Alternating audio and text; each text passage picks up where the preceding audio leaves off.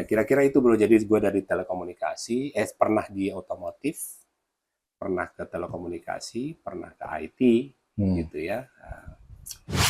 Di tahun 2011 gitu ya, tiba-tiba dapat tawaran dari Intel. Intel mau bikin masuk ke bisnis handphone.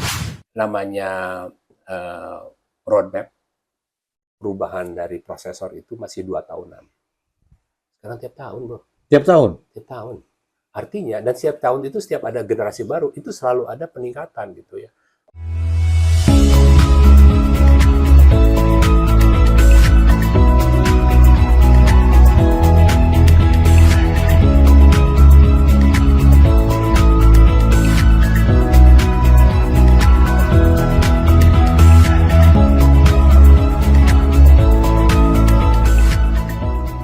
Assalamualaikum warahmatullahi wabarakatuh. Selamat sore warabalat. Salam sejahtera buat kita semua. Jumpa lagi dalam Bisik Bincang Asik dari channel kesayangan kita The Great Carbit.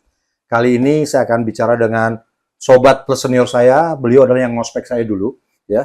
Jadi sebenarnya ada dendam nanti belum sempat terbalaskan nih. Gitu. Jadi di depan saya seorang kita bilang senior di industri semiconductor. Beliau adalah sekarang country manager dari Intel Indonesia, dan dia juga yang saya suka hobinya sama, penggemar berat duran-duran atau kita bilang duranis sejati, hardcore garis kerasnya. Oke, selamat datang Har, apa kabar? Thank you, Bit. Oke Har, biasa nih, kan gue udah kenalin lo nih sebagai anak mesin, sebenarnya dia senior yang di atas saya, tapi sekarang industrinya selalu bersinggungan dengan telco, computing, dan macam-macam gitu Har. Nah gue tuh pengen tahu sebenarnya, lo habis dari lulus ngapain sih? Habis gue lulus ya? Apa emang lo ngincer industri itu sebenarnya? Ayo, kan kita paling sebel kan bicara itu sudah.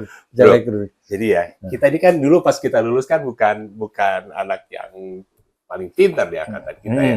Mekanika teknik, teknik material ngulang berapa kali. Udah biasa ya. Udah biasa. Gitu. So, jadi tapi gue tuh punya mimpi. Sadar yang punya mimpi. Jadi kalau kawan-kawan kita yang cukup beruntung gitu ya, begitu selesai lulus S1, mereka bisa S2 tuh, luar negeri gitu ya, segala macam gitu ya. Nah, gua begitu S1 dapat kerjaan, gua kerja di pabrik mobil. Pabrik mobil. Kerjaan gua tuh bagian desain, ke bagian desain Espas. Biasanya Daihatsu berarti ya? Daihatsu. Oke. To be specific, gua itu mendesain pintu sebelah kiri. Pintu sebelah kiri. Sebelah kiri. Lo tahu kenapa kiri dong? Iya. Kan kalau bikin mobil tuh sebenarnya di mirror kan. Betul. Lo nggak perlu desain dua kiri kanan. Betul. Jadi gue spesialis itu di situ. Nah, jadi selama gue kerja di situ, gue punya mimpi juga. Kawan-kawan udah jalan-jalan kemana-mana. Gue pengen dong jalan-jalan ke luar negeri gitu ya. Cuman kalau begitu kita kerja di desain, jadi kerjaan gue tuh di depan CAD. Jadi gue tuh duduk, kayak kapan gue keluar negerinya. Berarti mesin banget tuh kerjaan lo ya? Mesin banget, asli. I was true to my profession sesuai jurusan. Gitu. Udah. Jadi dari situ gue boleh berpikir, gue pengen lihat dunia gimana caranya gitu. Nah, pada saat itu tahun 96, 95, 96, yang lagi booming itu telekomunikasi. Iya benar lah. Gue akhirnya ngelamar ke. Oh, lu niat berarti ngelamar ya? Niat gue, karena gue ngeliat, wah kalau gini-gini terus gue kayaknya agak suram nih dengan posisi gue sekarang. Gue ngeliat ada opportunity di situ, gitu menarik. Gue ngelamar ke perusahaan Jepang namanya NEC. Snack kita bilang ya. Snack di situ. Oke, ke situ. Gue diterima, bro. Gue diterima. Tapi to be honest, gue nggak tahu apa-apa tentang telekomunikasi. Nanti dulu, yang lo lamar posisi apa? Gue melamar sebagai marketing. Marketing, oke ya. Bukan telecommunication engineer, bukan. Technical marketing. Technical marketing, oke. Technical marketing. Udah kan? Diterima gue, bro, di situ. Title jobnya adalah sebenarnya assistant to representative. Kerjaannya sebenarnya technical marketing, jualan di situ. Pegang komersial. Sorry, NEC pada saat itu produk unggulannya apa? Telekomunikasi. Nah, maksudnya apa? Perangkat apa? Perangkat dari mulai infrastruktur, kayak motor transmisi, gitu. Iya, exactly kayak gitu. Transmisi. Kemudian waktu itu zamannya fixed wireless access gitu segala macam. Udah gue keterima. Gue bareng sama anak mesin 85. Di situ. Bareng dia udah di situ juga. Jadi gue, ada anak mesin juga, aman. Dia selamat di sini. Berarti gue juga bisa. Sorry, gue nanya agak menyinggung nih. Dikelilingi anak elektro nggak? Nggak malah ya? Nggak. Oke. Kita berdua anak mesin di situ. Tapi at least gue cukup confident gitu. Kawan kita, senior gue, kok dia bisa survive gitu di situ. Tapi dia nggak lama, habis itu dia keluar. Jadi begitu dia masuk, rupanya dia itu emang udah on the way out, jadi gue masuk gitu. Wah, gue sendirian gitu kan. Ya udah di situ. So, I stay di situ. Nah, ya sudah, berarti gue harus mulai belajar dari sisi itu. So, yang gue lakukan adalah, gue tahu diri lah ya, kalau gue nggak tahu apa-apa. Jadi, semisal nih, seminggu lagi harus presentasi. Gue nggak tahu apa-apa. Maka selama seminggu, tiap sore, yang gue lakukan adalah gue ke orang teknik sebelakang, orang yang benar-benar yang engineer belakang. Namanya Ricky. Rick, gue seminggu lagi harus presentasi, lu ajarin gue dong. Diajarin gue, bro. Benar. Diajarin gue. Diajarin apa itu transmisi, terdiri dari apa, gitu kan. Rick, ini gue punya slide ini, gue sebaiknya ngomong apa? Oh, lu ngomong ini aja. Jadi akhirnya yang gue lakukan adalah gue menghafal. Gue menghafal. Jadi gue menghafal itu semua sampai di satu titik seperti gue bernyanyi, bro. Asik.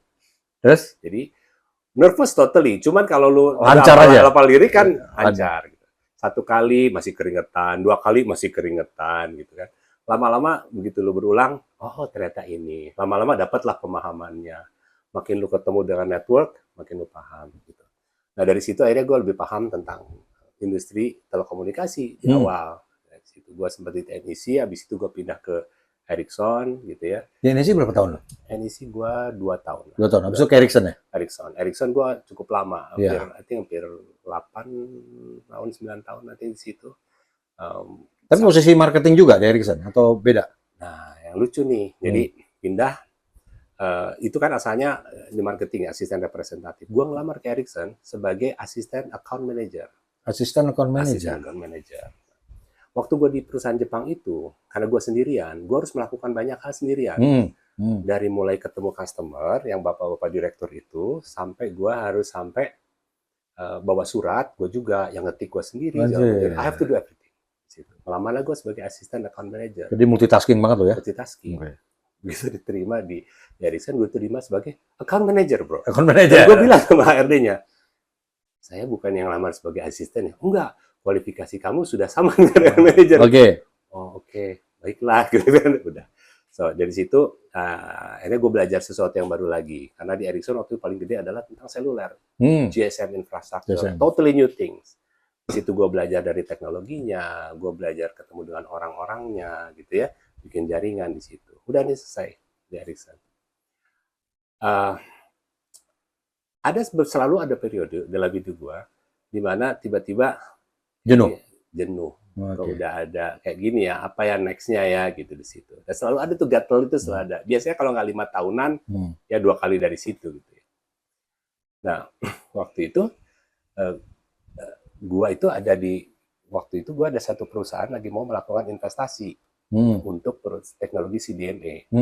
Gitu. Nama perusahaannya Qualcomm. Qualcomm mau investasi di situ. Nah, terus Ericsson adalah vendor ke Qualcomm ini.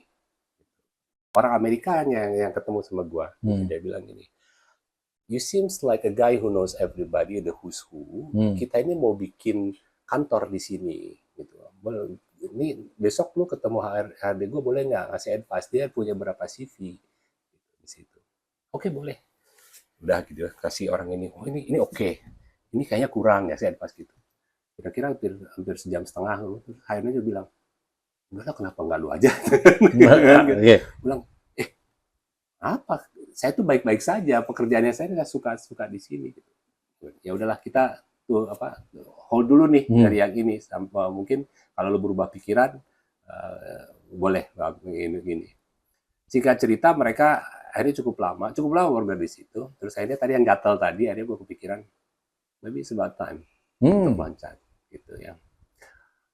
Gue punya kekhawatirannya gini, perusahaan yang sebelumnya, ini perusahaan yang sangat established, timnya besar. Ericsson ya. Nah sekarang ini gue agak naik kelas sih sebetulnya, karena gue jadi minta untuk jadi country manager ya. Cuman timnya kecil, ya. Hampir mirip seperti yang sebelumnya, gue pernah melakukan itu. Cuman udah naik kelas, timnya kecil, totally new business. Gue jadi nggak tahu. Banyak kekhawatiran untuk gue lompat itu seperti itu. Ada gue terima juga. di situ. Qualcomm ya. Qualcomm, I ended up di Qualcomm hampir 8 tahun gitu di situ. Lama juga dong berarti lo. Lama juga enak di situ. Berarti lo ngerasain perusahaan Jepang, Eropa, Swedia, terus Amerika. Gimana tuh artinya? Beda. Beda banget ya? Beda banget. Tapi jadi komplit ilmu lo ya. Alhamdulillah. Nah itu kalau gue ingat lagi sekarang gitu, banyak hal sebetulnya suatu pengalaman yang gue tidak merencanakan, tapi itu tuh ternyata kejadian gitu. Dan banyak hal ternyata gue bisa lewatin itu gitu. Dan sekarang sekarang gue baru tahu, oh ternyata yang gue lakukan itu sebenarnya ada beberapa formula yang gue lakukan kenapa gue bisa survive. Nah sudah di Qualcomm sudah, itu kan telekomunikasi terus. Di tahun 2011 gitu ya, tiba-tiba dapat tawaran dari Intel. Intel mau bikin masuk ke bisnis handphone, smartphone. Oh ya? Ya, Oke. bikin. Jadi bukan cuma buat itu. Dicari orang yang biasa di dunia seluler. Dunia seluler, gue mau Qualcomm dari situ. Nah, gue dapat itu juga. Nah, balik lagi, gatelnya tadi itu datang lagi tuh di situ. Oke lah, gue jump ship ke situ. Dari situ ya udah habis itu di situlah gue berkenalan dengan dunia IT sesungguhnya. Yang di belakangnya lu bicara server, lu bicara segala macam lah yang ada di situ, infrastruktur programming, coding dan lain sebagainya di situ. Ya kira-kira itu bro, jadi gue dari telekomunikasi, pernah di otomotif, pernah ke telekomunikasi, pernah ke IT gitu ya. Tahun 2000 sudah di Intel 7 tahun, balik lagi ada gatel lagi seperti itu lagi. Balik lagi ya. Tapi kali ini gue pengen gini, selama ini gue cuma disuruh-suruh orang, kayaknya enak kalau misalnya bikin bisnis sendiri gitu ya. Jadi akhirnya gue meninggalkan dunia korporat tahun akhir 2017. Gue set up beberapa company dan beberapa teman gue running basically my own business bersama teman-teman gue di situ. Yang awalnya gue pikir itu menyenangkan, ternyata menjadi melakukan bisnis sendiri itu jauh lebih berat gitu di situ. Sama, gue juga ngerasain sekarang. Gitu ya. Pengalamannya kayak naik roller coaster ya. Roller coaster banget. Kalau di korporat di akhir bulan kita tenang akan terima gaji. Iya. Kalau di perusahaan sendiri akhir bulan kita mikirin bisa gaji kan? Bisa menggaji orang nggak? Betul kan? Sama. Kan di belakang kita kan bukan cuman karyawan kan, ada lagi mulut-mulut yang keluarga yang harus diberi makan, sekolahnya harus dibiayai. Jadi itu bebannya beda banget. Nah, bedanya lo sama gue nih, kalau gue juga siklusnya 5 tahunan emang. Tapi gue rata-rata di dunia yang sama, masih aviation ya. Bedanya ada di airline, di MRO atau juga nih. Nah kalau gue merasa gue pindah kerjaan tuh gara-gara ini, nggak tahu sama nggak lo? Istilah gue gini, when you can see the end, you have to decide. Kalau gue udah bisa lihat ujung-ujungnya gue bakal ngapain di perusahaan ini, biasanya gue mutusin, aku mau cari tempat baru kayak gitu-gitu. Hampir mirip. Gitu ya, hampir ya. Hampir mirip gitu. Yang udah tahu lah gitu ya, begitu ada politik tahu gimana caranya gitu. Gue bukan bilang bahwa ini gampang, bukan gitu, tapi kayaknya emang butuh progres. Gue tuh dapat apanya dari sini, knowledge barunya nggak signifikan gitu. Mungkin udah saatnya nyari yang baru. Gitu. Cuman bedanya dari waktu awal dulu untuk jump itu keberaniannya hitungnya lama gitu ya. Kalau kesini kayaknya udahlah nekat aja, gue jabanin aja gitu kan. Feelingnya makin bagus juga loh pasti. Jadi gitu. Minimal karena ya sejatuh-jatuhnya mungkin gue masih bisa berenang dari atas air gitu masih selamat. Dari entrepreneur ini lu balik ke corporate lagi kenapa? Lu kan corporate lagi kan? Udah berapa tahun balik ke Intel lagi lo? Setahun nih. Setahun ya? Setahun. Jadi, kenapa lo balik ke Intel lagi? Gak banyak lo orang balik ke perusahaan kecinta lama. Ya. Jadi 2018 ya, sampai baru terakhir kemarin 2023 lumayan tuh berapa tahun ya, hampir 18 ya hampir 5 tahun juga ya, hampir 5 tahun. Gue tuh ternyata punya kekangenan. Gue tuh selama karir gue udah di perusahaan teknologi. Yang selama ini, kalau senangnya di dunia teknologi, apalagi yang di hulu ya, bro ya. Sebelum teknologi itu keluar, gue udah tahu. Oh, bocorannya? Iya. Dan itu tuh kayak ada rasa kebanggaan buat gue. Oke. Gue lebih tahu dari lu dulu, kayak gitu ya. Itu ada tuh. Sementara begitu udah di field yang kayak gini, gue agak udah ngurusin yang lebih paling belakang. Gue ada miss di sisi itu. Nah, terus kemudian ditanya apakah masih minat kembali lagi. Kebetulan memang lagi ada pengembangan bisnis baru gitu kan. Gue bilang, oke, so I'll come back, so let's see. Tapi gue punya misi berbeda. Beda. Kalau dulu membangun karir, ya.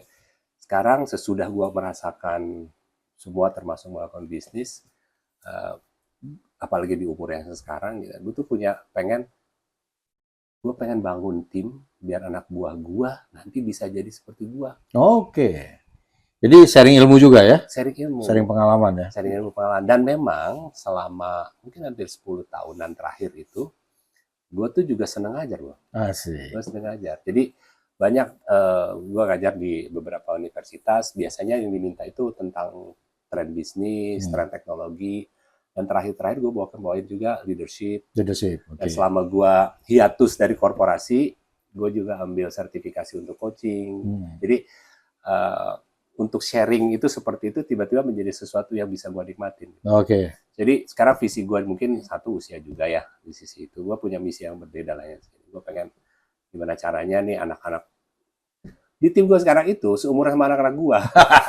Ya sama loh, persis kayak gue. Tiba-tiba ntar ada yang cium tangan malu aja. Kan susah kan. Nah, gue mau nanya, lu kan nyebrang banget nih ilmunya. Iya. Sebenarnya ada kiat khusus nggak sih kalau buat orang-orang yang nyebrang keilmuannya gitu? Jalanin aja, apa harus siap-siap dulu, atau gimana mental lu bisa kuat loh? Kan lu jadi orang paling, bukan bilang paling bodoh ya, paling nol lah di industri itu begitu lu pindah kan? Ya. Ada kiat-kiatnya loh? Nah yang lu bilang barusan yang paling nol itu, kalau buat gua adalah, itu gua terima, bahwa gua tuh nggak tahu. Nerima itu ya? Kita sadar kita nggak tahu itu penting ya? Gua tahu, harus tahu diri dulu. Gitu, ya. Pada saat mereka hire gua, mereka lihat ada potensi di gua, dan gua harus membuktikan, beban dong. Gitu. Tapi salah satu yang akhirnya gua bilang, ya emang gua nggak tahu. Tadi gua yang cerita tadi, kalau gua mau presentasi, gua belajar seminggu gitu ya, itu salah satu yang gua bilang gitu. Gua nih nggak tahu, tolong ajarin gua. Nah dari situ itu gua akhirnya membuka diri untuk gua belajar di situ. Satu, jadi I think understand bahwa ini sesuatu yang baru gua nggak tahu, maka gua harus belajar di situ. Terus yang kedua, kalau sekarang tuh ada istilah kerennya baru sekarang. Sekarang namanya first principle thinking. First principle thinking. Okay. Familiar ya? Ya. Jadi first principle thinking tuh kalau ada sesuatu masalah atau sesuatu yang baru, lu harus pecah, bawa dulu ke yang paling basic dulu aja. Gitu ya. Yeah. Common ground lah ya. Common ground dulu. Nah, dari situ bangun pengetahuannya, baru naik ke atas. Gitu. Jadi pada saat gue belajar dunia telekomunikasi, gue benar-benar belajar basicnya dulu. Gitu ya. Sambil tiap hari kan tadi gue cerita, gue bekerja di perusahaan teknologi yang latest greatest-nya sekarang. Tapi gue harus dari nol, tapi latest greatest. Kan ini dua hal yang ini ya. Nah gue selama berjalan ini, gue mencoba menghubungkan dua ini pelan-pelan gitu. Jadi, nah ini yang gue lakukan di semua bidang ini. Dan ternyata ini juga salah satu yang akhirnya menjadi modal gue selama gue tadi hiatus korporasi. Salah satu bisnis yang gue jalanin sama temen gue adalah konsultan. Konsultan. Ya. Jadi, as you know, kalau di konsultan itu kan lu mesti ngobrol dengan klien ngomongin masalah, terus kita harus bisa menangkap masalahnya apa, kemudian membedahnya kan. Bedanya sih gini, kalau lu pernah jadi bos di korporat, terus lu bikin konsultan, lu merubah kata di menjadi mu, bener nggak? Dulu lu didengar, sekarang lu banyak mendengar. Itulah keuntungannya gue menjadi belajar coaching. Nah, bener itu ya? Ya, you know why? Salah satu prinsip menjadi coach, lu familiar dengan coaching dan mentor nggak? Bedanya apa? Kalau boleh tahu. Sorry, gue bukan tes. Apa? Kalau bedanya coach sama mentor? Kalau coach, kalau bagi gue, dia memonitor perkembangan orang yang di coachnya. Dan target seperti apa dimonitor. Kalau mentor? Kalau mentor membagi ilmunya aja. Membagi ilmunya. Jadi bedanya gitu. Jadi beda antara kalau di dunia coaching itu, antara beda coach sama mentor adalah ada karyawan lu nih datang, Pak, boleh ngobrol nggak? Ya, apa? Saya punya masalah ini. Oke? Kalau seorang mentor, ya, habis itu dia akan, oh masalah kamu itu, kalau gitu kamu lakukan A, B, C, D. Oke? Instruktif ya. Kalau seorang coach adalah, dia akan mendengarkan. Terus dia akan melakukan pertanyaan-pertanyaan. Bilang, menurut kamu, dari masalah yang tadi kamu sampaikan gitu ya, kira-kira sebetulnya apa sih kalau kita bisa identifikasi? Menurut saya ini Pak, gini-gini. Oh, jadi kalau dari masalah ini, kira-kira opsinya apa saja di sini? Opsi saya ini. Oh, kalau gitu apa? Nah, bedanya di situ. Jadi kalau mentor itu expert yang udah tahu dia mendeliver share-nya. Kalau si coach itu dia justru menggali orang itu ya? Menggali orang itu. Nah ini, dia untuk yang kedua ini, lu harus punya suatu keahlian mendengarkan. Betul. Nah itu agak berbeda tuh. Begitu di korporasi, if you're a leader of a coach, salah satu big difference adalah lu harus bisa mendengarkan. Betul. Dan itu kalau tidak dilatih, waduh, frustasi. Banyak post power syndrome orang malah ya. Dulu biasa ditunggu, sekarang dia harus nunggu. Iya, Gitu kan? iya. Dan itu menurut gua salah satu yang kenapa gua ambil salah satu skill itu karena begitu ke sini gua baru paham, oh yang gua lakukan tuh ini. Jadi gua kalau ngambil coaching kayaknya bisa memperkaya dari skill gua dan itu gua menolong. So that's one of the consultant job yang tadi bilang dari D dan Me. Iya, kalian ngalamin. Nah, luar balat. Kadang-kadang ilmu-ilmu yang nggak ada di sekolah yang kayak gitu tuh. Kadang-kadang kita nggak cukup patient untuk dengerin, dengar curhatan, kita ngasih solusi juga. Kadang-kadang suka maksain. Padahal nggak cocok buat orang. Dengan menggali kayak coach itu malah itu solusi paling cocok sebenarnya kan Yes. yang didapat ya. Nah, sekarang gini ya. Menurut lo nih, lo kan udah di dunia computing nih, udah di level yang cukup top lah. Karena perusahaan lo juga cukup top dari bidang itunya. Sebenarnya kalau dunia computing industry ini seberapa pentingnya sih buat Indonesia dengan geografis yang kayak gini, demografi kayak gini, menurut lo gimana? Kita tuh harus jadi pemain, apa sekedar user atau gimana? Sekarang kita perhatiin deh, ada nggak sekarang di infrastruktur, layanan, kebutuhan yang sehari-hari yang nggak ada IT-nya sekarang? Nggak ada. Nggak ada. Ya kan? Orang lebih mending ketinggalan dompet daripada ketinggalan handphone. Exactly. Contohnya, ya kan? Ibaratnya kalau dulu misalnya pas waktu jalan tol pertama kali deh, orang pertama kali jalan tol nggak mau saya bayar pakai kartu, maunya ada orang bayarin. Iya. Kan? Lama-lama sekarang hilang kan? Jadi kebiasaan baru. Kebiasaan baru. New Orang luar kota datang ke Jakarta, dulu nggak mungkin nggak punya kartu. Sekarang mereka harus, kalau Punya. gue mau ke Jakarta harus punya kartu. Naik Maksain. busway, naik apa segala macam ya. Artinya kan sama seperti teknologi. Teknologi akan datang dan menjadi sesuatu yang lumrah dipakai. Kalau misalnya orang itu menolak untuk memakai, dia tidak hanya ketinggalan, dia juga tidak menjadi bagian dari situ. Nah sekarang balik lagi ke teknologi computing tadi. Teknologi computing sekarang ada di semua bagian, gitu kan. Tidak hanya dari bagian infrastruktur, hal yang kecil, handphone saya itu bagian sehari-hari gitu. Otomasi sekarang sehari-hari. Bahkan sekarang kita bayar transaksi kita nggak pernah pakai uang lagi, udah cashless. Gara-gara itu gue sering nggak ada duit, begitu ada tukang parkir bingung kita kadang-kadang. Jadi digital life dengan dukungan digital infrastructure, di bawahnya ada computing di sana. Nah yang menarik bro, jadi karena gue ada di dunia semiconductor, 5 tahun yang lalu, gitu ya, plus minus, namanya roadmap perubahan dari prosesor itu masih 2 tahunan. Sekarang tiap tahun bro. Tiap tahun? Tiap tahun. Artinya, dan setiap tahun itu setiap ada generasi baru, itu selalu ada peningkatan gitu ya. 10%, 15%, 20%. Selalu ada yang lebih efisien, lebih cepat segala macam gitu. Lo consumption power gitu-gitu ya. Consumption power. Jadi itu kan teknologinya makin gila gitu ya, makin lebih cepat gitu. Apalagi sekarang udah masuk ke AI nih. Ya, yang dulu nggak kepikir sekarang udah bisa dilakukan gitu ya. Jadi keniscayaan ada di situ, marketnya tentu besar sekali. Nah, sekarang kita berbicara tentang lo mau jadi pemakai ya, atau ikuti rantai produksi lah. Rantai produksi atau mau juga bagian pembuat, di mana gue sih meyakini semua orang punya porsinya masing-masing. Gitu ya. Yang ada di situ. Mayoritas dari kita mungkin pasti pemakai, gitu kan. Orang dengan keahlian tertentu pasti akan menjadi ada petugasnya bagian yang bikin. Gitu. Gitu ya. Berarti tetap ini akan dunia computing ini nggak akan pernah istirahat, downturn-nya nggak ada kali ya, terus naik terus ya. Naik terus. Nah, pemainnya makin banyak aja. Makin Ternyata. Makin banyak. Jadi itu akan jadi masa lalu juga dong, Wande. Iya. Asik. Dulu kan itu aja kita tahu kan. Iya. Hanya 2 pemain besar kalau masalah. Iya. Sekarang makin banyak. Nah, kita bicara lebih agak faktanya lah. Industri semiconductor di Indonesia gimana sih? Dulu gue pernah temen di Batam, tapi tutup juga akhirnya tuh. Gue denger tuh Indul bekas Astra kan perusahaannya pernah punya cabang di sana ya. Sekarang tutup. Itu gimana? Apa nggak cocok environment kita? Ya, jadi gini, semiconductor itu kan ada banyak klasifikasinya, gitu ya. Ada yang mulai dari secure, cuma masalah chip yang simple lah ya, chip yang simple sampai yang benar-benar yang semiconductor yang benar-benar yang high end, Nah, kita udah bisa bikin sebetulnya, gitu ya. Kalau di luar yang di kelasnya semiconductor jadi kalau di dunia prosesor itu ada namanya teknologi dari production manufacturing-nya, teknologinya.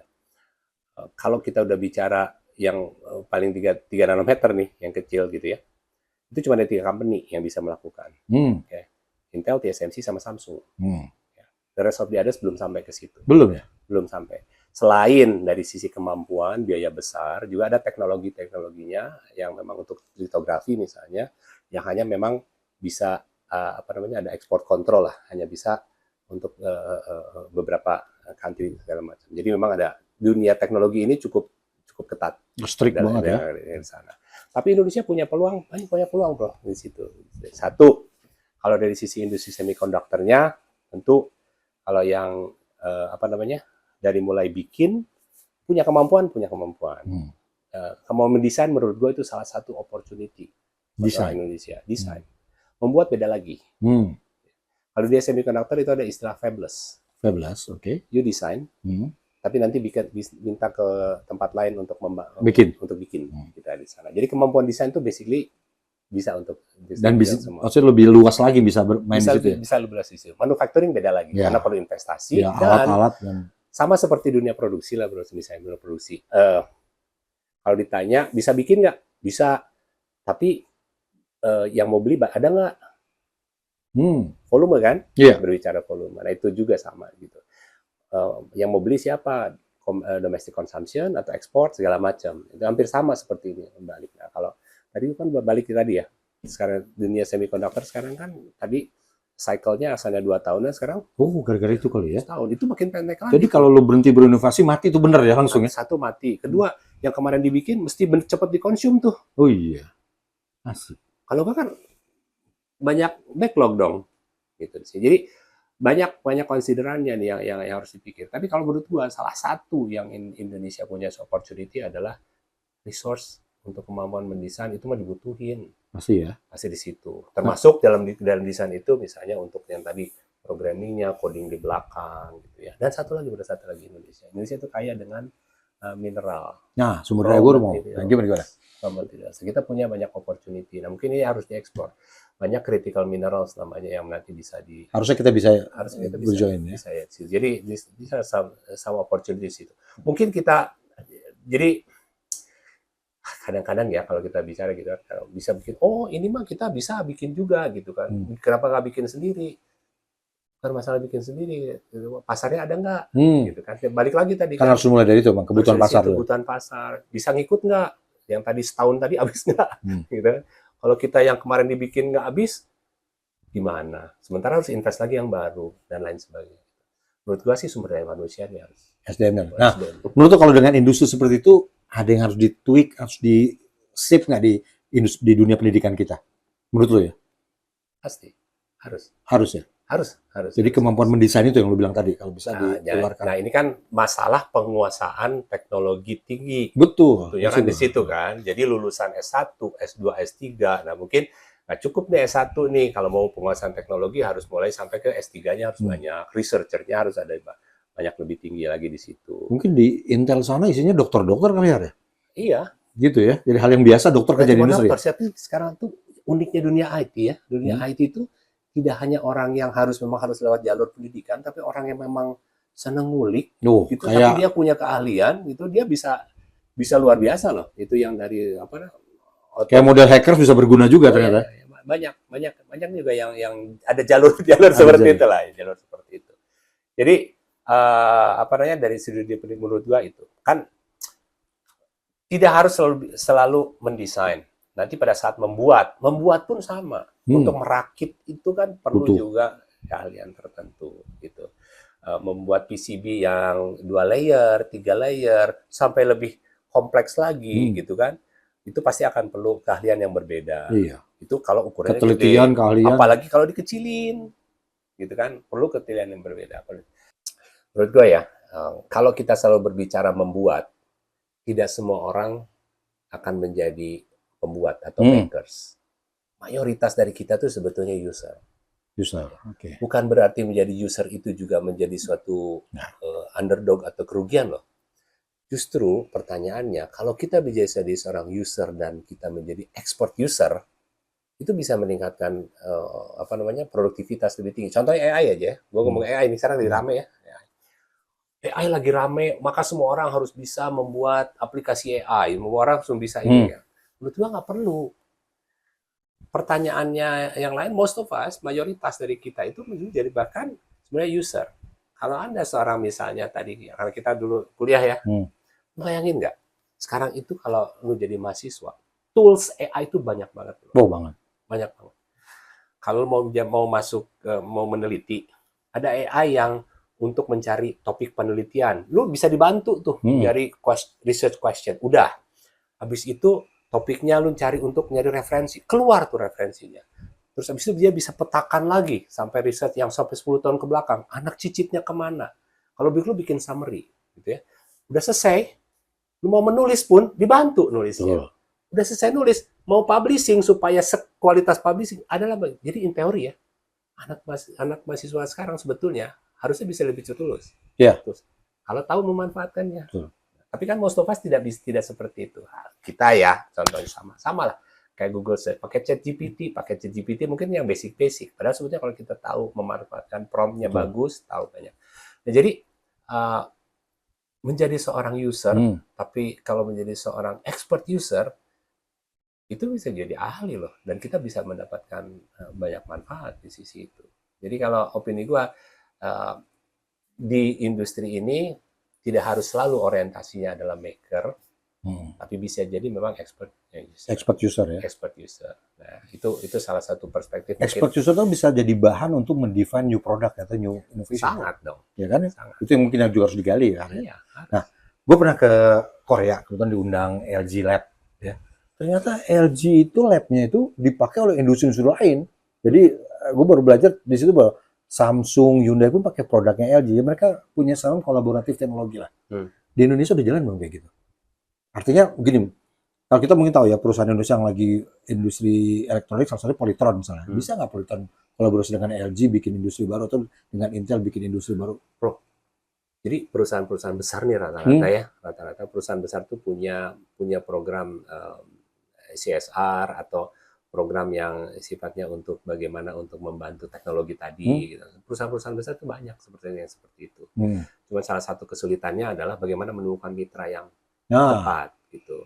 Karena challenge-nya perusahaan besar juga adalah resource-nya juga nggak banyak. Gitu.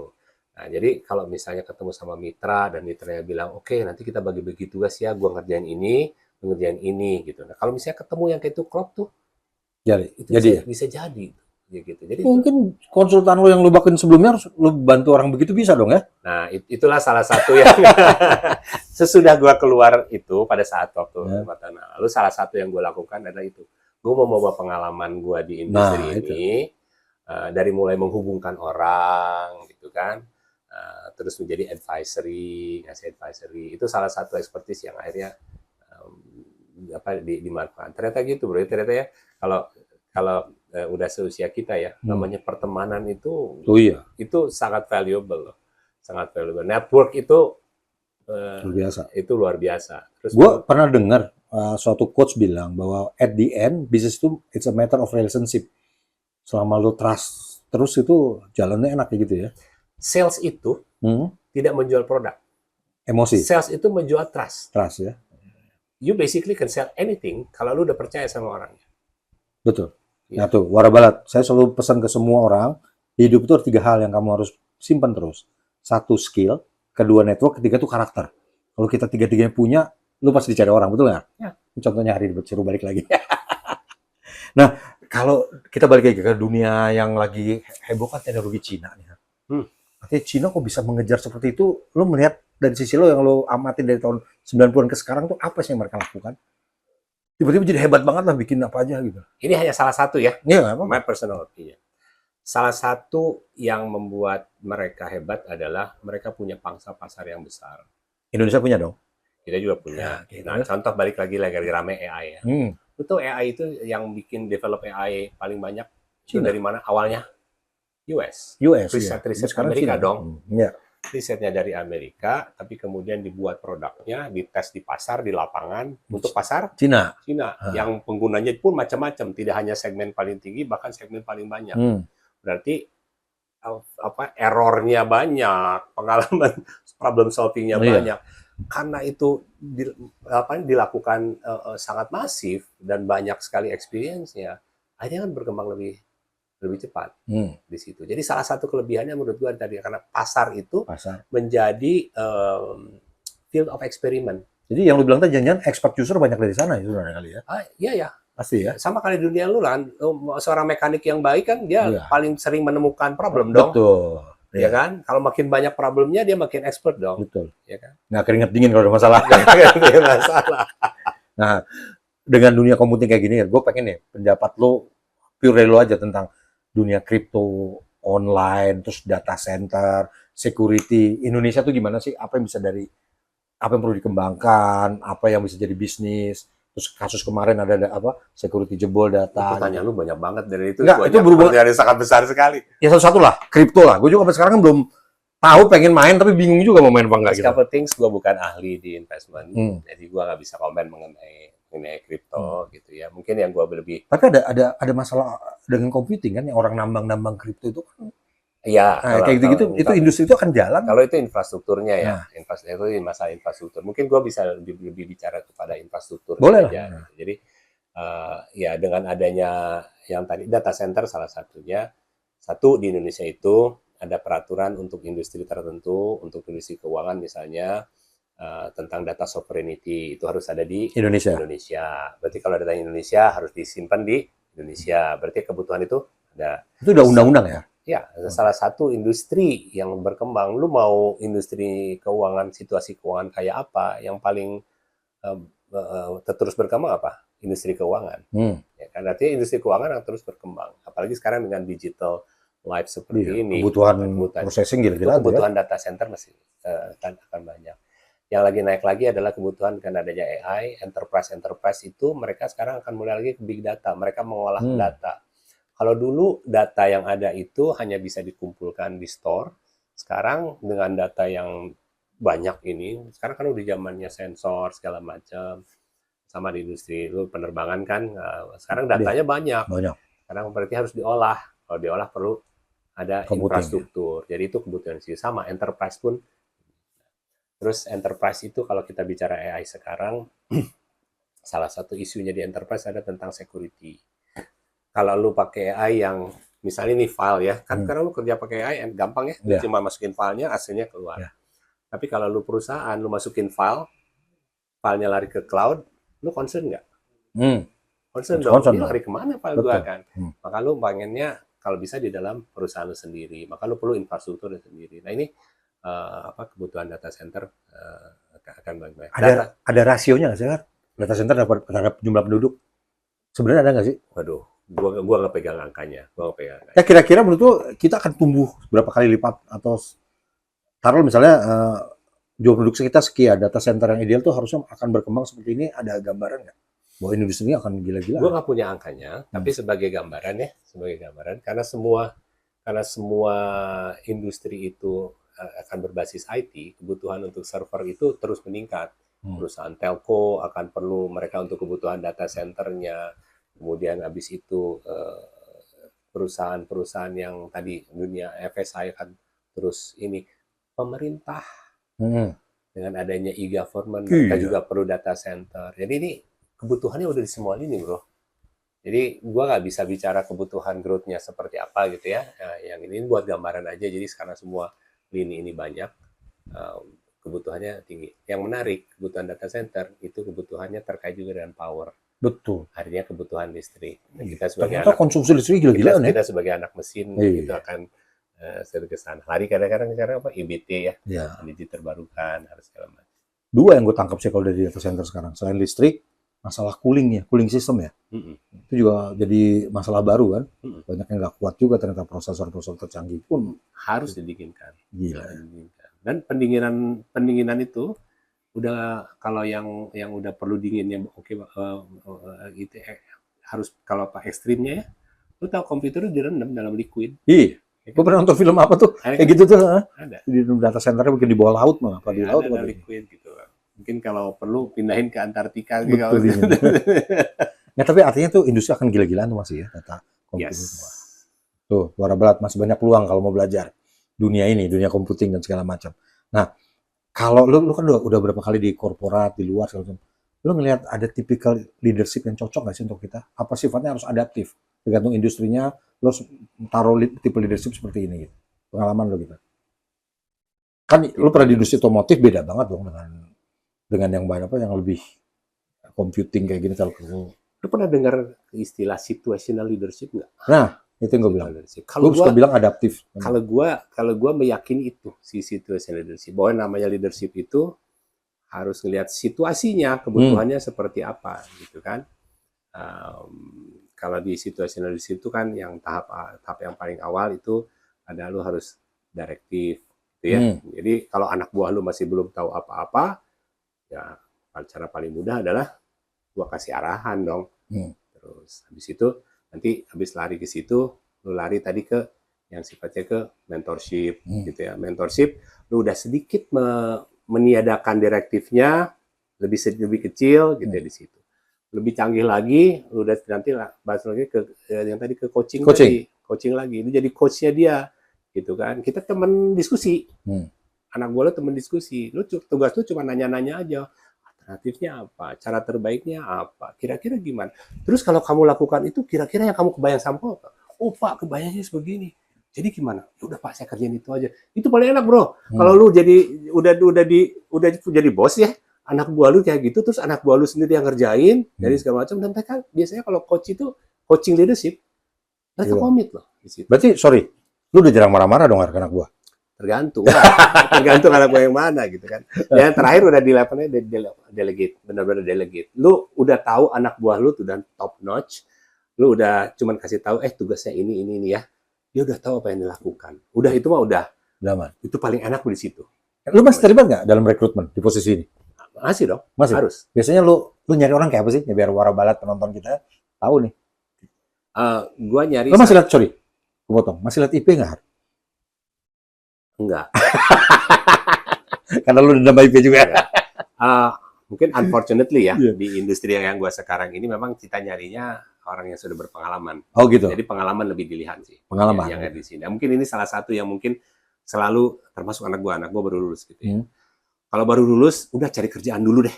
Cari kerja dulu ya. Kerja dulu apa aja. Iya. Karena dari kerja apa aja itu, gitu ya. The very least yang akan gua lihat adalah attitude. Betul. Sama bangun mental, benar. Betul. Bangun mental, attitude.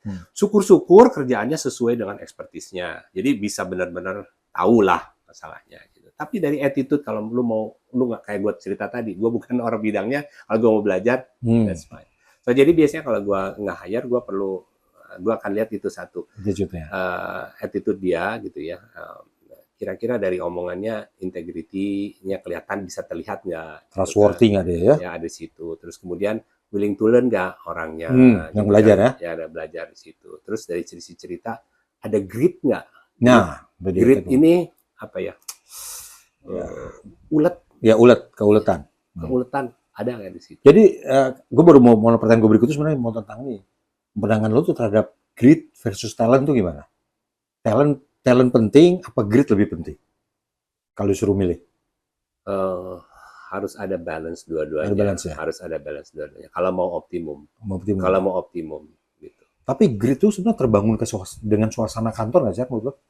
Sangat. Sangat kan ya? Kalau kantornya nggak mendukung itu juga banyak yang orangnya ulet akhirnya males gua cabut aja gitu. Sangat. Gini bro, jadi kan tadi bicara sebagai leadership ya. Misalnya di kantor lu hire karyawan yang memang pintar-pintar semua.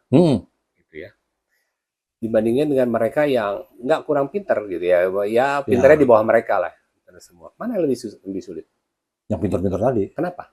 Ya punya ego masing-masing lah, merasa udah tahu susah dikasih input, mengharmonize kepintaran tuh agak susah bagi untuk kerja sama. Gitu. Itu kan di situ. Jadi kan kita harus punya suatu style sendiri untuk yang di sana. Pengalaman gua kalau harus manage orang-orang yang pintar-pintar kayak gini adalah satu prinsip di gua adalah gua harus satu orang yang seperti ini, mereka ini paling efektif kalau kita kasih ruang.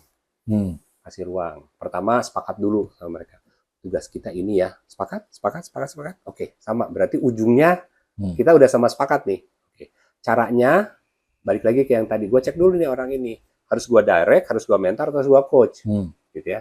Kalau udah bisa sampai di level coach atau bahkan delegate, maka tugas gue adalah ngasih ruang aja. Memastikan mereka mempunyai suatu freedom space-nya dia lah. Space-nya dia yang dia nyaman untuk melakukan itu. Nah, pada saat dia nyaman, dia bisa melakukan banyak hal.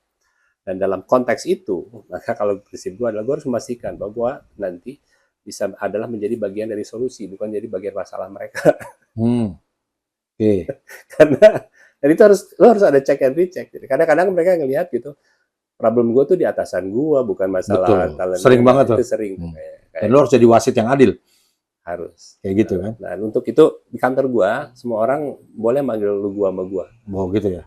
Gue nggak manggil dia karena tadi kan kantor gue sekarang kayak sumuran anak gue, jadi mereka nggak cocok lah kalau manggilnya lu gue, mereka masih gue Pak. Tapi sesama mereka boleh gitu ya. Tapi mereka bisa ngomong gini, Pak, tapi kalau lo, nah itu mereka gitu. Tapi gue lebih happy gitu. Ya, lebih cair ya. Komunikasi kita cair. Nggak ada hambatan yang dipikir, bisa langsung diterus. Nah, berarti kalau model lo tadi banyak lo rekrut orang yang udah berpengalaman, lo punya squad talent juga di perusahaan terus? Ada. Terus ya. Talent squad lo itu unik nggak untuk industri ini? Apa unik, cukup unik. Dan turnaround-nya kencang. Tinggi juga. Tinggi. Bajak membajak lazim ya? Sangat lazim. Tapi ada satu prinsip yang kalau gua ke tim gua selalu bilang gini. Kalau kamu nanti ngadep ke saya dan bilang kamu mau pindah, saya tidak akan nahan kamu. Karena saya tahu pada saat saya akan anggap pada saat kamu ketemu dengan saya, kamu sudah siap, sudah dewasa. Dan saya juga sadar bahwa orang itu tidak akan bekerja di satu perusahaan seumur hidup. Betul. Justru saya senang kalau misalnya kamu keluar, punya satu cita-cita, saya dukung. Gitu. Nah, harapan gue ya, dengan seperti itu, maka mereka pada saat bekerja di tim itu, mereka udah tahu nih gimana, sama Pak Hari ini kalaupun gua keluar gua akan izin baik-baik, dan itu sangat membantu bro, karena begitu dia keluar bisnis kita tuh justru dibantu oleh alumni tuh. Iya betul. Alumni banyak kebantu, mereka balik bantu ke kita dan bentuk lain ya, kayak kalau orang pernah cerita kan lulusan Citibank tuh malah membantu Citibank sendiri walaupun dia keluar di bank-bank lain gitu ya, kayak gitu ya. Nah, Har, kalau masalah tadi anak-anak muda tadi, lu punya mentoring coaching itu dalam bentuk formal training di perusahaan apa lebih ke pribadi lu dan teman-teman lu di bawahnya, ke bawahnya gitu? Pada saat gua keluar dari Intel pertama kali, yang tahun 2016 ya, akhir 2017 akhir 2018, gua dengan teman gua kita bikin perusahaan coaching company, dan juga training. Jadi kita ngasih ke korporasi training coaching seperti ini, korporasi. Bagaimana managers, leaders as a coach. Oke. Fundamentalnya sih sebenarnya ngajarin bagaimana cara mendengarkan. Oke, menarik ya. Ya, terus bottom line-nya itu. Dan kemudian nanti ada skill-skill bagaimana cara bertanya. Yang seperti itu. Gua itu tuh sama teman-teman. Lebih ke effective communication harus juga ya. Exactly. Jadi sebetulnya effective communication. Jadi leaders as a coach di situ. Nah sekarang karena gue udah balik lagi ke korporasi, gue sekarang memakai skill itu untuk gue ke tim gue. Tim lo? Untuk itu. Jadi enak udah. Jadi kalau warnanya agak beda nih sekarang. Warnanya beda. Jadi enak kalau di kantor gue cuma nanya aja. Oke, masalahnya apa? Oh oke. Jadi menurut kamu gimana? Opsinya apa saja? Gitu ya. Lama-lama mereka balik lagi. Apa kayaknya gabut ya yang kerja kita lagi. Tapi kan bilang, tapi kan kamu yang naik kan, dan saya ngasih kredit. Kan? Saya ngasih kreditnya ke kamu, bukan ke tim, bukan saya. Gue sering ngalamin itu. Akhirnya mereka merasa, oh bapak enak. Tapi gue bilang enggak. Di posisi gue itu justru responsibility di gue. Memang. Betul, itu yang kita harus tekankan kan. Dan itu posisi kita as leader adalah kita kasih mereka trust untuk menjalankan ini. Anything happen, I'll back you up. Ya benar. Tuh, itu tuh salah satu tanggung jawab kita. Kadang-kadang waktu kita di posisi bawahan tuh gampang banget kita nyalain atasan. Oh, coba bapak ini begini begitu ya. Begitu kita di atasan kebalik kan. Segala keputusan tuh ada tanggung jawab yang ternyata. Ada dong. Itu jadi kita harus punya kebijaksanaan lah ya tentang segala keputusan. Nah, Har, kalau lu menurut lu kiat atau tips buat anak muda lulusan anak lu lah, apa yang lu pesenin ke mereka sekarang? Kalau pengen fresh grade? Ya, fresh grade untuk kalau mau berkarir di bidang inilah kira-kira bidang lu lah. Di computing industry ini. Kalau saran gua untuk fresh grade selalu sama. Kalau kalian baru lulus jurusannya apapun itu, cari pengalaman dulu. Kalau bisa 1-2 tahun, pahit dulu deh. Karena pada saat kamu melamar pekerjaan, kamu tuh tidak hanya bersaing dengan teman-teman kamu. Kamu tuh bersaingan dengan orang yang udah lulus 2 tahun sebelum kamu yang sudah pernah bekerja 2 tahun sebelumnya. Berarti ilmu tadi lo pertama kali pindah industri ngosongin diri itu penting ya? Penting banget. Belajar ngosongin Penting diri. Kalau banget. kita so tahu nggak ada gunanya. ternyata. Betul. Dan itu attitude yang akan dilihat gitu di situ. Attitude tuh, lihat. Nah, terus sebetulnya menurut gue hampir sama ya. Begitu lo masuk ke IT, dunia IT kalau spesifik IT, di IT itu juga banyak bro bidangnya. Iya. Kalau lo orang teknis spesialis, for sure, lo harus tahu pengetahuan IT-nya. Tapi kalau lo lari ke marketing, itu tidak dituntut lo harus tahu teknologi yang dalam, tapi lo cukup tahu tentang misalnya tentang framework. Kalau sekarang mah apa digital marketing mah kadang-kadang tidak ada hubungannya teknologi ya, gimana caranya berkomunikasi yang baik kayak di sana, ke sana PR.com dan lain-lain gitu. Jadi di tim gue juga, di tim kita ada tim yang benar-benar teknis, ada yang tim yang tadi PR marketing, dan satu lagi account managers. Skill yang gue tuntut dari mereka adalah relationship management. Oh, itu yang lu ukur ya? Yes, tadi yang trust tadi. Gimana caranya membangun trust dengan customer. Gue selalu ngetesnya kayak gini. Kalau gue pengen ketemu dengan level direksi, dia bisa ngatur nggak? Dia bisa setup nggak? Dan berapa lama? Oh gitu ya? Iya, buat gue begitu. Kalau kelamaan, oh berarti dia belum punya relasi yang cukup. Gue di perusahaan sebelumnya ya, gue sampai bikin namanya Customer Day. Pada saat customer itu gue semua minta semua VP, SM tuh ngontak customer, terutama customer yang unhappy. Karena gue punya program dulu, gain back your unhappy customer. Data soal unhappy customer, itu penting ternyata ya. Cuman gue belum punya ilmu untuk ngukur tadi relationship tuh. Mungkin lu dengan coaching dulu udah tahu cara ngukurnya. Gue mau cerita ini ya tentang golf nih, dikit golf ya. Jadi waktu gue dulu awal-awal, gue nggak bisa golf. Gue tidak memahami kenapa itu penting. Kalau mau ke pemain bola. Jadi kalau dulu golf, yang golf anak buah happy mereka. Golf gitu. Satu lagi nanti I'll tulis. Salah satu yang important untuk pada saat meniti karir lah, lu perlu mentor. Perlu mentor. Mentor. Nah, gue punya mentor. Mentor gue manggil gue gini. Dia cuma gini, kamu nggak golf ya? Nggak Pak, saya tidak punya minat. Dia bilang gitu. Oke. Kalau kamu meeting sama customer kamu, meeting yang bagus, itu meeting kayak apa? Yang asik Pak, diskusi, berapa lama? 2 jam lah Pak. Oke. Kamu tahu nggak, kalau main golf, mau meetingnya asik atau enggak, kamu tuh 4,5 jam sama customer kamu. Satu. Kedua, kamu akan lihat customer kamu pakai celana pendek. Mereka akan cerita tentang keluarga, anaknya, gitu ya, hobinya. Kamu akan tahu mereka secara personal. Dan begitu mereka udah selesai, gitu ya, suatu saat kamu perlu kontak, dia akan ingat, oh, lu yang waktu itu main ya happy, gue seneng sama lu dibukain pintu. Oh, baru akhirnya mindset gue berubah tuh. Jadi dia bilang gini, jadi golf itu, meskipun kamu nggak jago, anggap aja seperti belajar finance, gitu ya. Kamu nggak perlu tahu gimana caranya akunting, tapi kamu tahu gimana cara baca akunting. Cukup situ aja. Minimal kalau mukul, kamu gak ketinggalan. Iya. Intinya tidak perlu jago mastering, tapi bisa ikut. Bisa ikut. Nah, tapi jadi akhirnya gue belajar. Jadi gue ngeliat golf itu sebagai tools.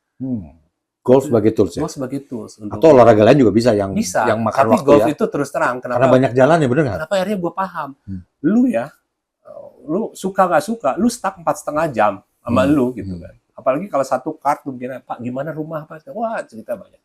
Itu satu ini. Dan kalau bisa lu enjoy lah, lebih enak lagi lah di situ. Nah, besok gue belajar golf. Nah, gitu. Nah, satu lagi tadi tips buat yang tadi pada saat meniti karir, cari mentor. Mentor ya.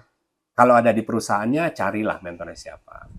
Bisa aja bosnya, bisa aja teman yang lebih senior, orang yang bisa diajak diskusi di sana.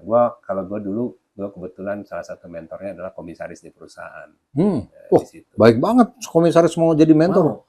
Mau. Dan bapaknya baik. Bapaknya baik. Beruntung ya? Beruntung. Makanya bangun jaringan tuh pentingnya di situ. Loh, kan tadi gue bilang, kayak Cicut, skill, network itu 3 tuh nggak boleh. Dia yang nyuruh gue untuk ambil S2. Gue tuh nggak ada pikiran untuk ambil S2. Dia bilang, ambil S2. Kenapa Pak? Yang kamu kerjain ini, kalau di S2, nanti kamu akan tahu itu tuh ternyata ada ilmunya. Dan bener ternyata waktu gue dulu S2 dulu ada satu mata kuliah managing your boss. Ada loh. Ada loh gitu. Oh, kayaknya gitu. Gue appreciate. Jadi selama gue berkarir, menurut gue mentor salah satu orang yang berperan. Berperan ya. Berperan. Dan kita harus siap menjadi mentor buat orang-orang di bawah kita juga dong ya. That's my mission sekarang. Wes, luar biasa. Berarti kalau udah mau belajar malu, lu mau bantuin dong, Har ya? Gue lah belajar lah. Ya, nah, Har, menurut lu masih punya mimpi nggak di bidangnya?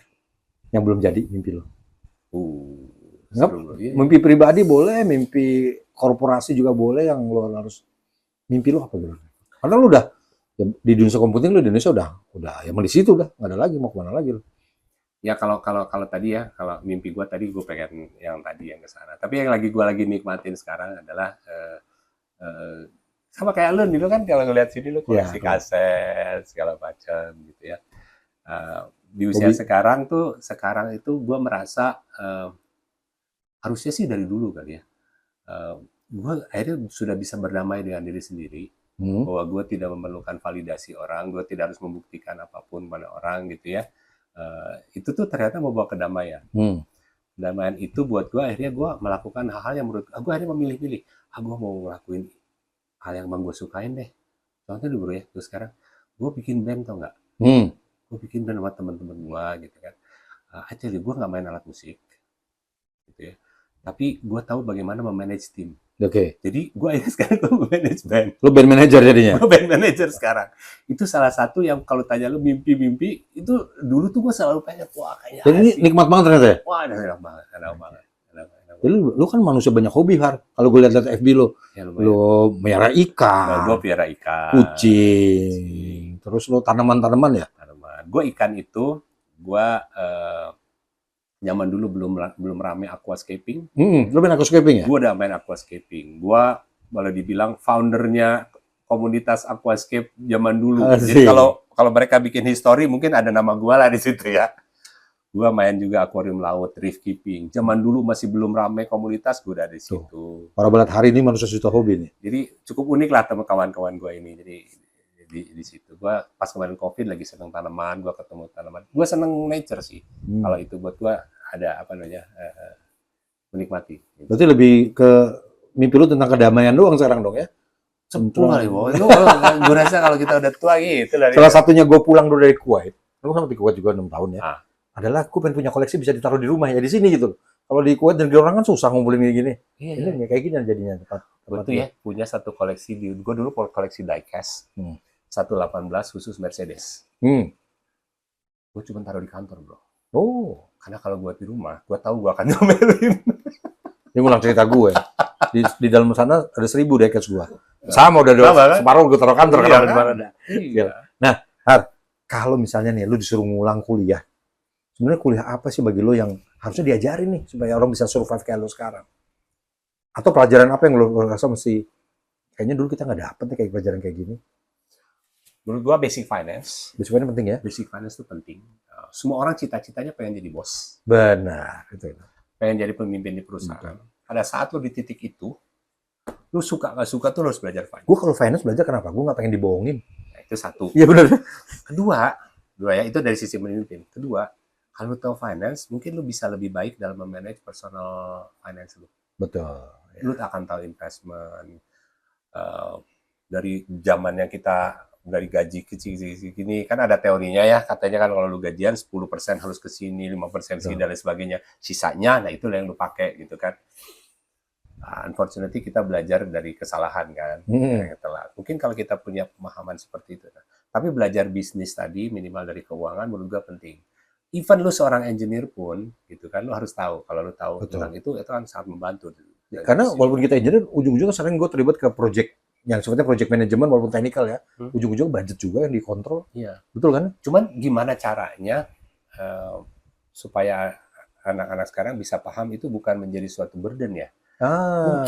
Mungkin kan sekarang banyak anak-anak yang sangat terinspirasi menjadi pengusaha startup contohnya gitu ya.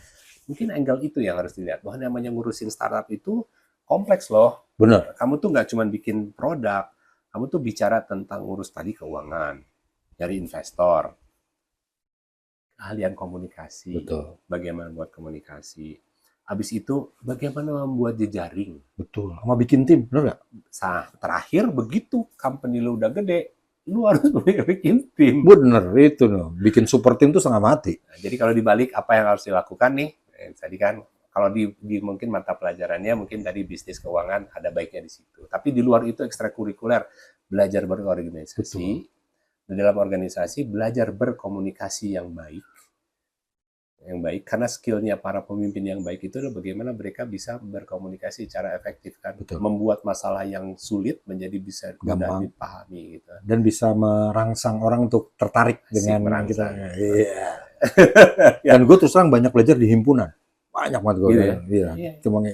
Ketimbang yang akademik ya. Yang non akademik itu Setuju. di himpunan banyak banget. Tuh. Setuju. Jadi menurut gua tuh sebetulnya ikut organisasi itu tuh penting banget menempa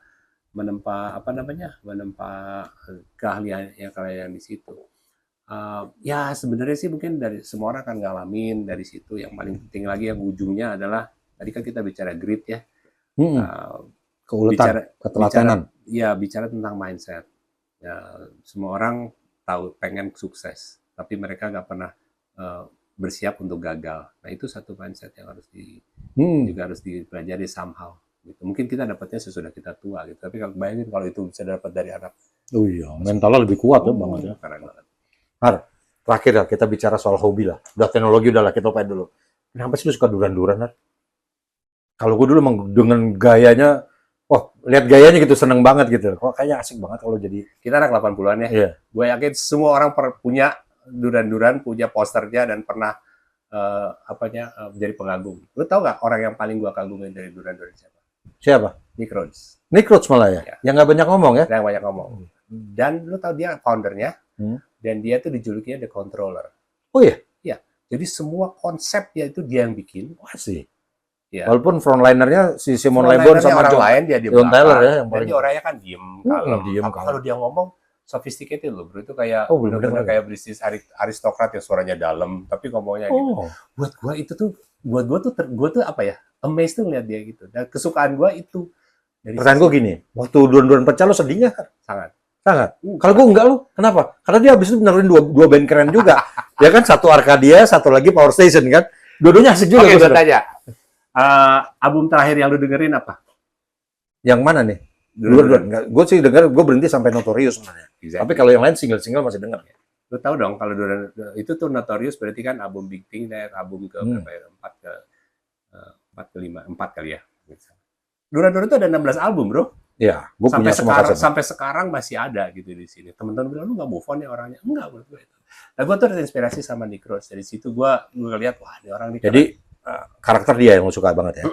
Kalau lagu Union of the Snake. Union of the Snake. Itu lagu sangat modern, ahead of time. Really? Synthesizer-nya keren banget, multi-layer, kompleks.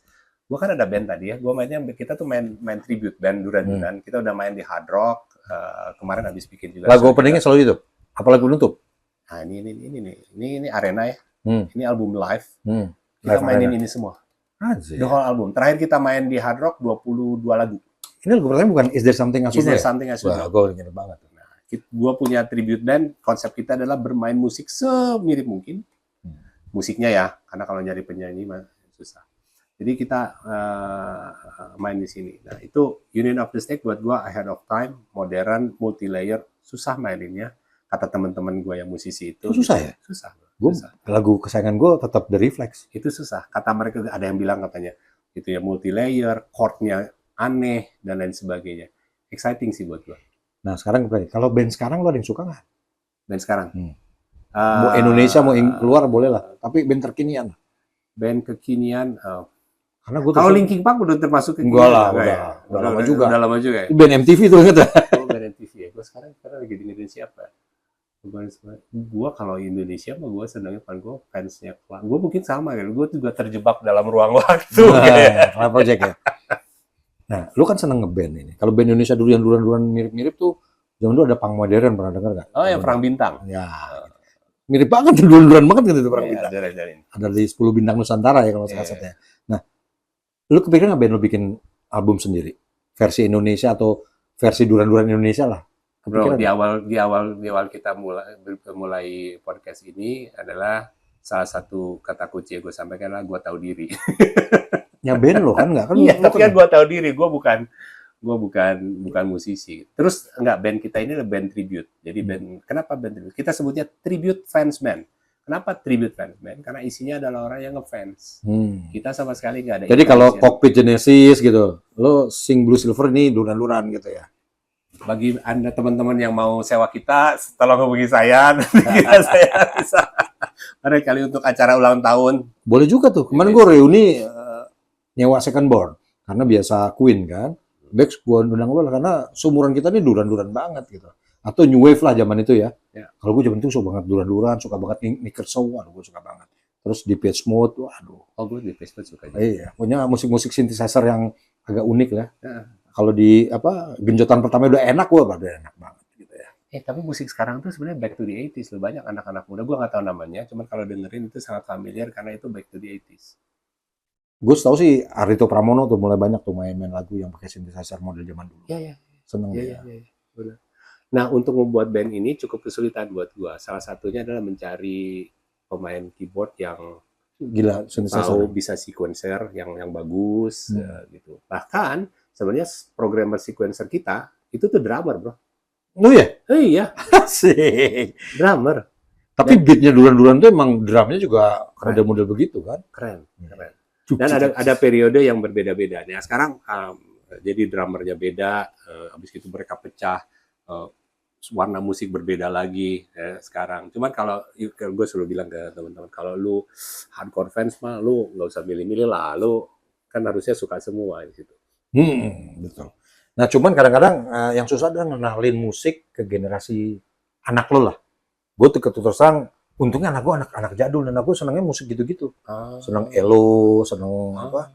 Jadi gue lumayan oke lah, duran-duran juga dia seneng. Kalau yang enggak kan, kalau di kantor gue kayak orang aneh. Gue taruh kompo deh di kantor, ada kaset-kaset lengkap. Kompo lu taruh? Oh iya dong, gue selalu dengerin kaset. Wah, harus gue. Jadi beda lah, ngebalik kaset tuh bagi gue.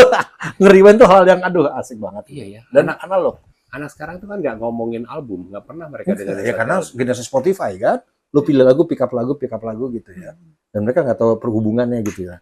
Kalau kita kadang-kadang beli kaset kan baca story-nya kan, cerita album dikeluarin karena apa, di mana dikeluarinnya. Kayak lu tahuan lagu Arena tuh live-nya kayak apa rasanya. Waduh. Lu tahu tapi top Spotify gua kalau untuk yang musik ya, Duran-Duran nomor 1, kedua Club Project, yang ketiga apa tuh? Eminem. Kenapa lu seneng Eminem? Keren, liriknya keren. Itu adalah lagu yang sumpah mati gue sampai sekarang nggak bisa nyanyiin ya. Iya, emang susah. Oh, nggak rapper zaman kita dulu, kita suka lewat Beastie Boys sebenarnya. Beastie Boys. Oh iya, itu keren. Oh, tapi satu lagi, Bro. Kemarin kan Spotify baru rap tuh. Kalau Spotify buka ada rap 2024, number one song yang gue paling banyak putar adalah Standing Next to You Jungkook. Itu kekinian. Lu sendiri belum pernah dengar? Iya, benar.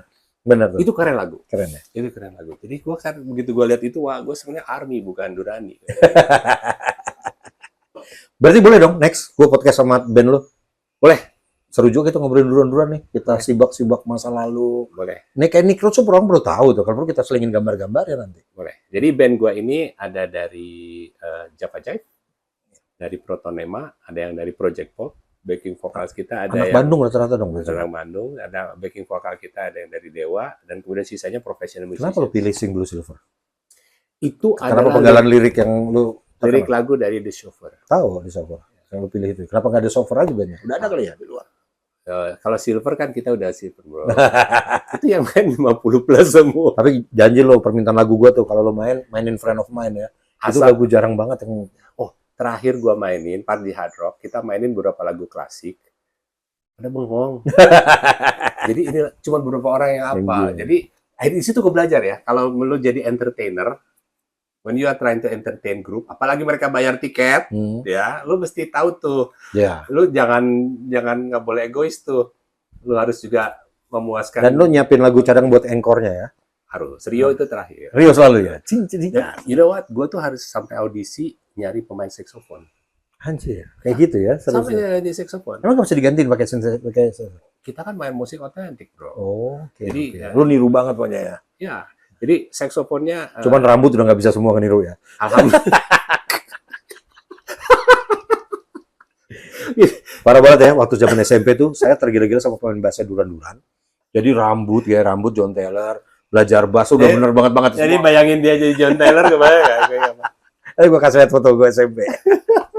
Oke. Sefar, thank you banget nih bincang-bincangnya ya. Om Karbit, thank you Iya. juga for having Nanti me. kalau ada yang nanya-nanya tolong dibantu dijawab, biasa suka ada yang komen ya. Ilmunya luar biasa ya Warabalat. Cuman hari ini contoh kalau bagi saya contoh hidup di mana jangan pikirin dari mana kamu berasal tapi kemana kamu menuju.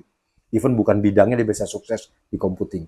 Yang bagi gue mungkin dulu bayangan gue orang yang di industri ini orang yang anak-anak elektro yang IP-nya 4 yang main di situ terus ternyata enggak lo anak mesin bisa dengan Ya, lugasnya dengan material teknik ulang Iya. berapa kali kan? nek-nek ulang gitu. Jadi Tek-tek ulang. tidak menyerah, jangan menyerah sekarang ya. Ingat selalu, sesuatu yang susah itu hanya butuh waktu lebih lama, bukan nggak mungkin. Ya nggak? Jadi tetap semangat. Semoga bincang-bincang saya dengan Hari di Bisik ini bincang asik bisa membawa wawasan dan ingat lagi, kalian bisa menjadi apa yang kalian mau, ya. Asalkan tadi gritnya harus ada ya. Istilahnya keuletan penting juga ya, selain cuma modal talent. Oke, sampai ketemu lagi. Wassalamualaikum warahmatullahi wabarakatuh. Thank you, Har.